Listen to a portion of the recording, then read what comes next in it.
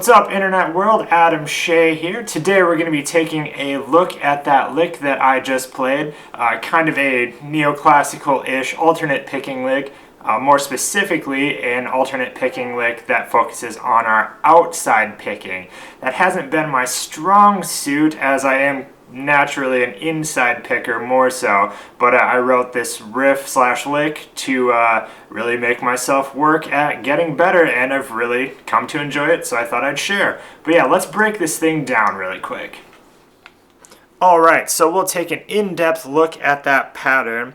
How I kind of break this down is that there's 4 sections, 4 bars if you will. The picking pattern and number of notes per string is going to be the exact same for each of those bars. The only thing that will change is the actual position on the fretboard that we're in and the fingerings, but everything you're doing with the right hand is going to stay the same.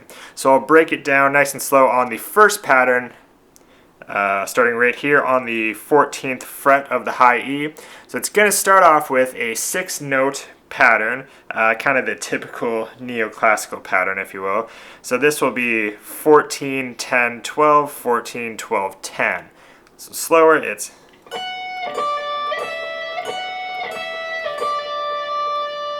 so kind of that, like I said, neoclassical pattern that you hear very often, but very effective.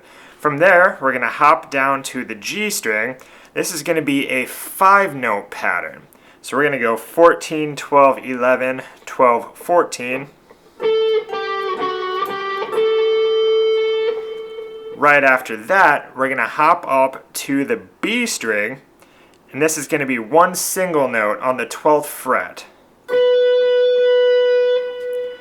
followed by that same pattern on the G string, 14, 12, 11, 12, 14.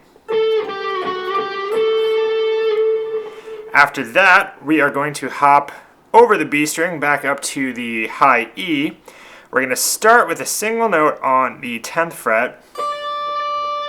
And then after that, we're going to go back to our friendly 6-note pattern that we started with after that initial 10th fret one. So after that, it would be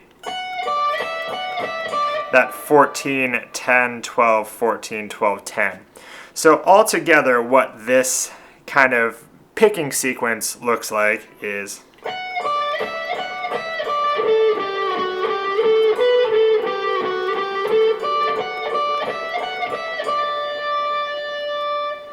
cool, and I'll have a download for tabs and stuff so you can see it on paper in the comments below.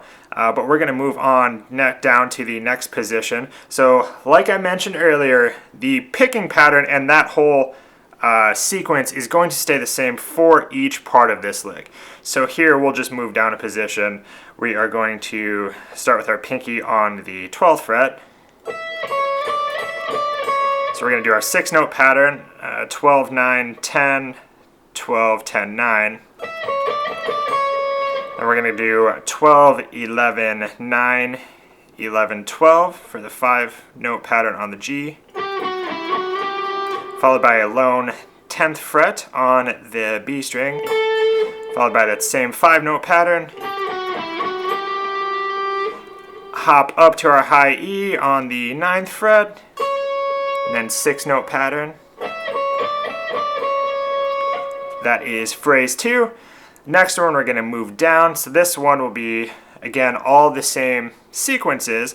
We're going to go down to the 10th fret with our pinky to start off the 6th note. So 10, 7, 9, 10, 9, 7, followed by 11, 9, 7, 9, 11 on the G. And then we're going to do the lone note, which is going to be 8 on the B. And back down to that same 5-note pattern on the G. Hop up to the E. And then we're going to do the 6th note. And we're going to move down just 1 fret for this next one.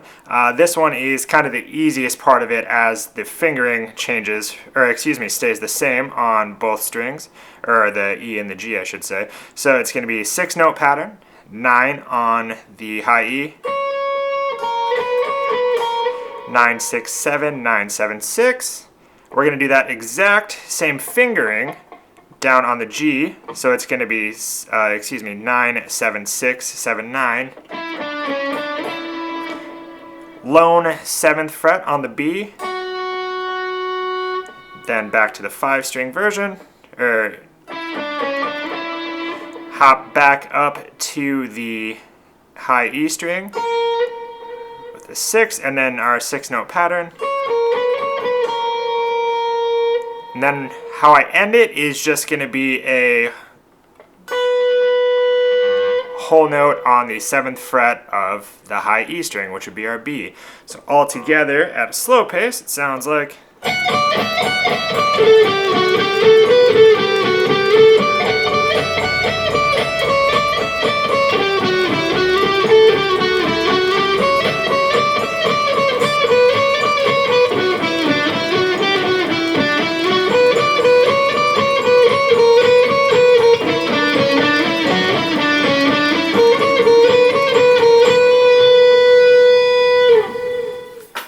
So that's pretty much the lick. Take it, practice it, get that outside picking working. Let me know if you have any questions. Happy to help or answer any of those questions, or let me know if you want to see anything else. But good luck.